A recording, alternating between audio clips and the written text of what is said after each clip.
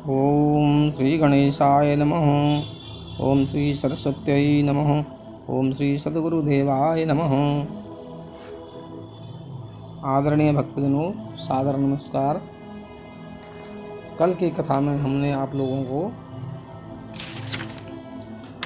मृत्युंजय मंत्र के विधान का, पूजन का विधान आपको बताया था। आज हम आप लोगों को गरुड़ महापुराण के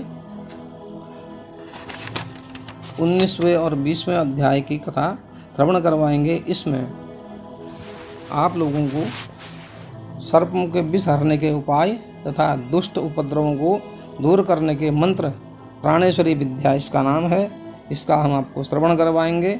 इसे आप श्रवण करें और भगवान का निरंतर ध्यान करें। बोले आनंद कंद भगवान की जय। नारायणं नमस्कृत्य नरं चैव नरोत्तमं देवीं सरस्वतीं व्यासं ततो जयमुदीरयेत्। बोले आनंद कंद भगवान की जय। सूत जी बोले, हे ऋषियों, अब मैं भगवान शंकर के द्वारा पक्षराज गरुड़ को सुनाए गए प्राणेश्वर महामंत्र का वर्णन करता हूँ, किंतु उसके पूर्व उन स्थानों का वर्णन करूँगा जहाँ सर्प के काटने से प्राणी जीवित नहीं रह सकता है। शमशान, वाल्मीकि मतलब बांबी, जहाँ पर दीमक की बांबी बनी होती है, पर्वत, कुआं और वृक्ष के कोटर, इन स्थानों में स्थित सर्प के द्वारा काट लेने पर यदि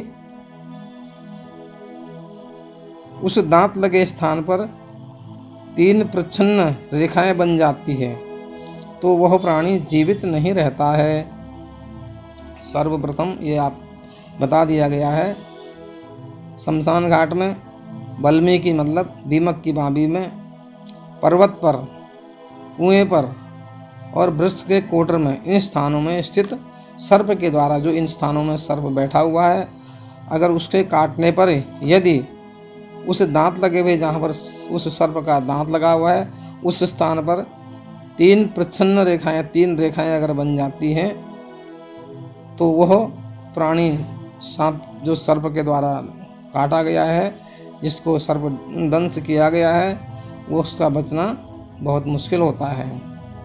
षष्ठी तिथि में कर्क और मेष राशि में आने वाले नक्षत्रों तथा मूल, अश्लेषा, मघा आदि क्रूर नक्षत्रों में सर्पदंश होने से प्राणी का जीवन समाप्त हो जाता है। तथा कांख, कटी, गला, कांख में, बगल में, कमर में, गले में, संधि स्थान, जहाँ पर एक स्थान दूसरे स्थान से जुड़ा हुआ है, और मस्तक पर या कनपट्टी के अस्थि भाग और उदर आदि में काटने पर प्राणी जीवित नहीं रहता है। यदि सर्पदंश के समय दंडी, शस्त्रधारी भिक्षु तथा नग्न प्राणी का दर्शन होता है तो उसे काल का ही दूत समझना चाहिए। हाथ, मुख, गर्दन और पीठ में सर्प के काटने से प्राणी जीवित नहीं बचता है। दिन के प्रथम भाग के पूर्व अर्धयाम का भोग सूर्य करता है। उस दिवाकर भोग के पश्चात गणना क्रम में जो ग्रह आते हैं, उन ग्रहों के द्वारा यथाक्रम शेष यामों का भोग होता है। इस कालगति में प्रत्येक दिन 6 परिवर्तनों के साथ अन्य शेष ग्रहों का भोग माना गया है। यथा ज्योतिषियों के, जिस प्रकार ज्योतिषियों ने कालचक्र के आधार पर रात्रि काल में शेषनाग, सूर्य, वासुकी नाग, चंद्र, तक्षक नाग, मंगल, कर्कोटक नाग, बुध, पद्मनाग, गुरु, महापद्मनाग, शुक्र, शंखनाग, शनि और कुलिक नाग, राहु को स्वीकार किया। रात या दिन में बृहस्पति का भोग काल आने पर सर्प देवों का भी अंत करने वाला हो जाता है।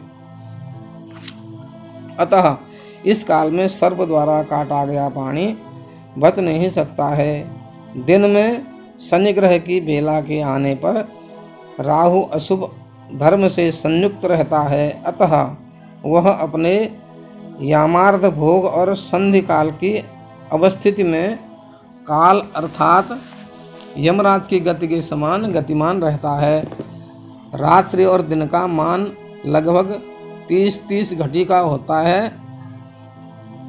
इस मान के अनुसार निर्मित काल चक्र में चंद्रमा प्रतिपदा तिथि को पादांगुष्ठ, द्वितीया को पैर से ऊपर, तृतीया को गुल्फ, चतुर्थी को जानु, पंचमी को लिंग, षष्ठी को नाभि, सप्तमी को हृदय, अष्टमी को स्तन, नवमी को कंठ, दशमी को नासिका, एकादशी को नेत्र, द्वादशी को कान, त्रयोदशी को भौह, चतुर्दशी को शंख अर्थात कनपटी तथा पूर्णिमा एवं अमावस्या को मस्तक पर निवास करता है। पुरुष के दक्षिणांग में तथा स्त्री के वाम भाग में चंद्र की स्थिति होती है। चंद्र की स्थिति जिस अंग में होती है उस अंग में सर्प के डसने पर प्राणी जीवित बच सकता है। यद्यपि सर्पदंश से शरीर में उत्पन्न हुई मूर्छा शीघ्र समाप्त होने वाली नहीं है, वो जल्दी समाप्त नहीं होती है, फिर भी शरीर मर्दन से वह दूर हो सकती है। स्फटिक के समान निर्मल ओम हंसः नामक बीज मंत्र साधक का परम मंत्र है, विष रूपी पाप को नष्ट करने में समर्थ है। इस बीज मंत्र का प्रयोग सर्पदंश से मूर्छित प्राणी पर करना चाहिए। इसके 4 प्रकार हैं।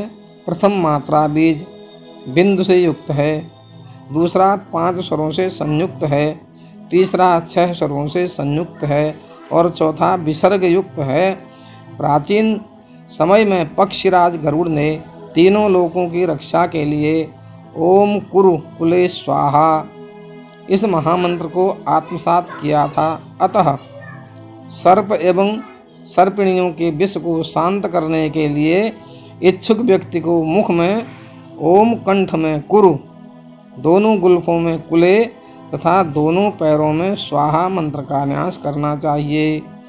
जिस घर में उपर्युक्त मंत्र भली प्रकार से लिखा रहता है सर्प उस घर को छोड़कर चले जाते हैं। जो मनुष्य 1000 बार इस मंत्र के जप से अभिमंत्रित सूत्र को कान पर धारण करता है उसको सर्प भय नहीं रहता है। जिस घर में इस मंत्र से अभिमंत्रित शर्करा खंड फेंक दिए जाते हैं उस घर को भी सर्प छोड़ देते हैं। देवताओं और असुरों ने इस मंत्र का 7 लाख जप करके सिद्धि प्राप्त की थी। इस प्रकार एक अष्टदल पद्म का रेखांकन कर उसके प्रत्येक दल पर ओम सुवर्ण रेखे कुक्कुट विग्रह रूपिणी स्वाहा मंत्र के 2-2 वर्ण लिखें तथा ओम पक्षी स्वाहा इस मंत्र से अभिमंत्रित जल के द्वारा स्नान करने से विष विह्वल प्राणी का विष दूर हो जाता है।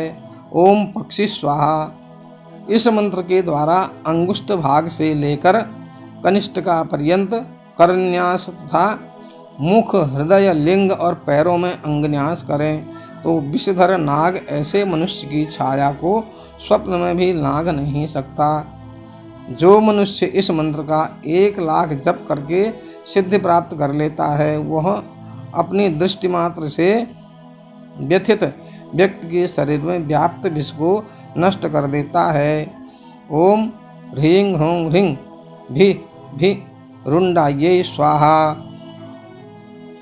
इस मंत्र का जप सर्पदंशित व्यक्ति के कान में करने पर विष का प्रभाव क्षीण हो जाता है।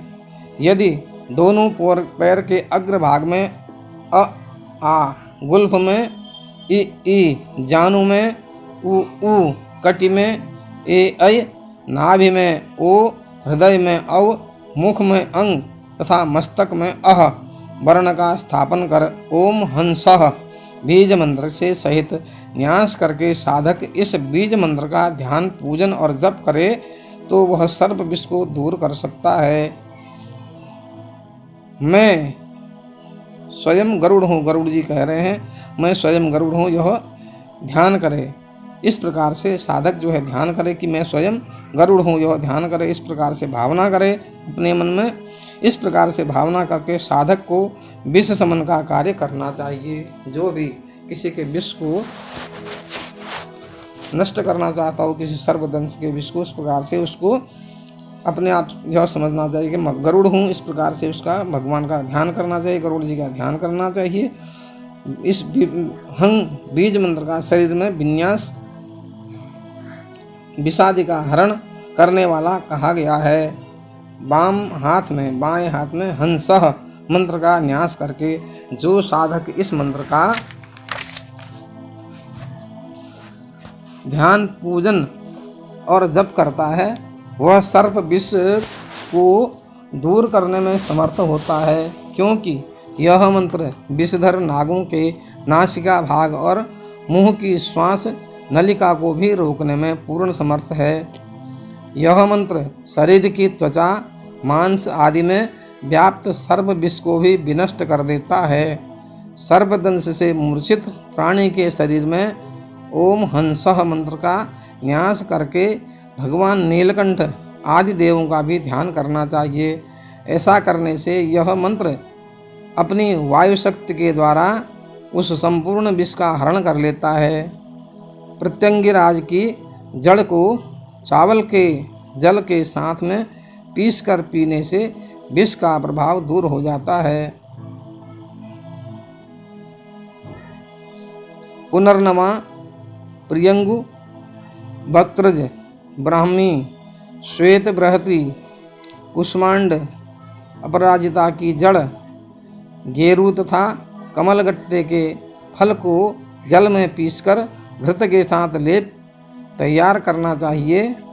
इस प्रकार बना हुआ लेप भी शरीर में लगाने से विष को शांत कर देता है। सर्प के काटने पर जो मनुष्य उष्ण गर्म घृत, गर्म घी को पान कर लेता है उसके शरीर में विष का अधिक प्रभाव नहीं बढ़ता है। सर्पदंश होने पर शीरीष नामक वृक्ष के पंचांग, पत्र, पुष्प, फल, मूल एवं छाल, पंचांग वृक्ष जो है उसके पत्र लावे, उसके पत्ते, उसके फूल, उसके फल और उसकी जड़ एवं उसकी छाल के सहित गाजर के बीजों को पीसकर सर्वांग में लेप करने से अथवा पीने से भी विष का प्रभाव समाप्त हो जाता है। ओम ह्रीं बीज मंत्र गोनस आदि विषैले सर्पों के विष को दूर करने में समर्थ है। ओम ह्रीं बीज मंत्र जो है ये भयंकर से भयंकर सर्प के विष को दूर करने में समर्थ है। इस मंत्र के साथ अह का प्रयोग कर अर्थात ओम ह्रीं अह का उच्चारण करते हुए हृदय, ललाट आदि में विन्यास करके इसका ध्यान करने मात्र से ही सर्पादि का वशीकरण हो जाता है। इसका 15,000 जप करके साधक गरुड़ के समान सर्वगामी कवि, विद्वान, वेदविद हो जाता है तथा दीर्घ आयु को प्राप्त करता है। सूत जी ने फिर कहा, ऋषियों, मैं आप सभी को शिव के द्वारा कथित अत्यंत गोपनीय मंत्र को बताऊंगा, जिनसे अभिमंत्रित पास, धनुष, चक्र, मुद्गर, शूल और पट्टिस नामक आयुधों को धारण करके राजा शत्रुओं पर भी विजय प्राप्त कर लेता है। मंत्रोद्धार के लिए कमल पत्र पर अष्टवर्ग बनाकर पूर्व दिशा से शुरू करके क्रमशः ईशान कोण तक बीज मंत्र ओम ह्रीं ह्रीं को लिखना चाहिए। ओंकार ब्रह्म बीज है, ह्रींकार विष्णु बीज है और ह्रींकार शिव बीज है। त्रिशूल के तीनों शीर्ष पर ह्रीं लिखकर क्रमानुसार न्यास करें। मंत्र ओम ह्रीं ह्रीं है। साधक हाथ में शूल ग्रहण करे, तत्पश्चात उसको आकाश में घुमाए, जिसे देखते ही दुष्ट ग्रह और सर्प नष्ट हो जाते हैं। साधक धूम्रवर्ण के धनुष को हाथ में लेकर आकाश की ओर भुजा उठाकर इस मंत्र का चिंतन करे। ऐसा करने से दुष्ट विषैले सर्प जो हैं और कुत्सित ग्रह जो हैं, क्रोधित ग्रह जो हैं, विनाशकारी मेघ और राक्षस नष्ट होते हैं। यह मंत्र तो त्रिलोक की रक्षा करने में समर्थ है। मृत्युलोक के विष में इसका कहना ही क्या है। यह मंत्र इस प्रकार है। ओम जूं शुं हुं फट। यह दूसरा मंत्र है। साधक खैर की 8 लकड़ियों को इसी मंत्र से अभिमंत्रित करे और उन्हें 8 दिशाओं में गाड़ दे तो उस कीलांकित क्षेत्र में वज्रपात, विद्युत निपात, जहाँ पर बिजली गिरती है, इन 8 लकड़ियों को गाड़ करके 8 दिशाओं में, तो जहाँ पर बिजली गिरती है वो ऐसी जगहों में बिजली भी वहाँ पर नहीं गिरेगी तथा उसकी गर्जना का उपद्रव नहीं होता है। इस प्रकार से इन जगहों के उस कीलित जगह जो है वहाँ पर बिजली नहीं गिरती और उस बिजली के गर्जना का भी प्रभाव नहीं होता है। गरुड़ द्वारा कहे गए इस मंत्र से 8 कीलों को 21 बार अभिमंत्रित कर रात्रि के समय अपने अभिष्ट क्षेत्र की चारों दिशाओं और विदिशाओं में गाड़ देना चाहिए। इससे भी वहाँ विद्युत निपात, वज्रपतन तथा चूहा, टिड्डी आदि से होने वाले उपद्रवों का भय नहीं रहता है। ओम ह्रांग सदा शिवाय नमः। ऐसा कहकर साधक तर्जनी अंगुली के द्वारा अनार पुष्प के सदृश कांतिमान एक पिंड का निर्माण करे।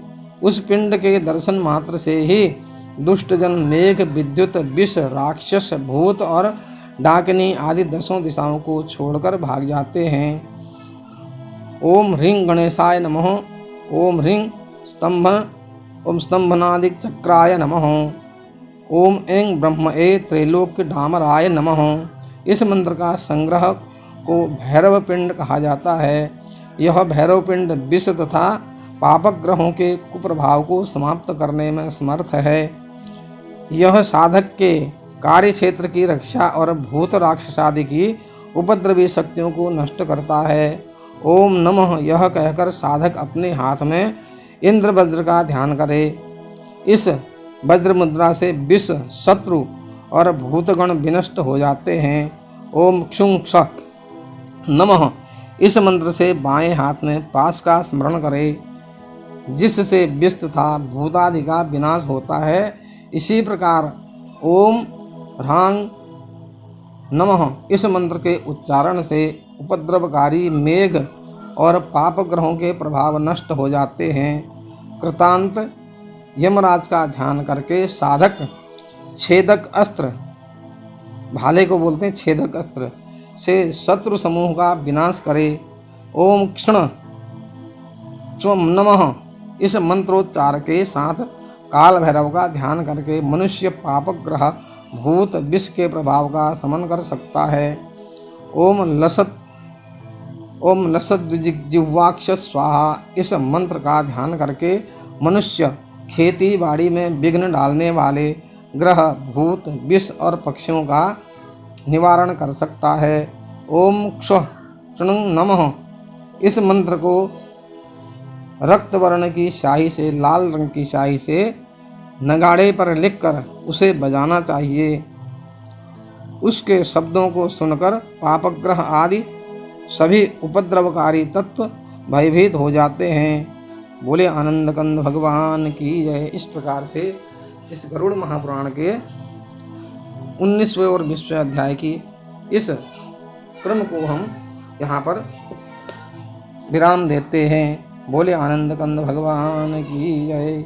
हरि शरणम हरि शरणम हरि शरणम हरि शरणम हरि शरणम हरि शरणम हरि शरणम हरि शरणम हरि शरणम हरि शरणम हरि शरणम हरि शरणम। बोले आनंद कंद भगवान की जय, बोले शंकर भगवान की जय, बोले गरुड़ जी महाराज की जय हो। कल हम आपको एक और कथा का इसमें से श्रवण करवाएंगे, एक और पूजन विधि आपको श्रवण करवाएंगे।